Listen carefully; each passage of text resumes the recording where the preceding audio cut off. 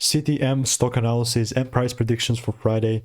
Is Castellum stock a buy? I'm gonna be breaking all of it down in this brief and short 1-minute video. With $1.40, this is a decent bullish market, but what I will not do is just randomly start buying. You know what I mean? Like having done over 43,000 videos over 5 years, I can confidently say I'm the only guy that's done this amount of volume and showing you what's working and what's not.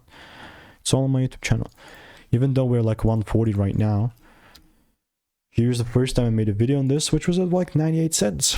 And bias wise, still looking to double down. You know, like from the beginning I was bullish.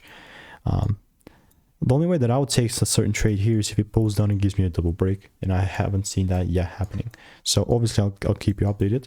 If you want to get my money making emails and insights for free, just click the first link in the description, and I'll see you in the next one. Like really nothing else that I would add other than just please do your own due diligence. So this doesn't mean that I'm randomly gonna buy.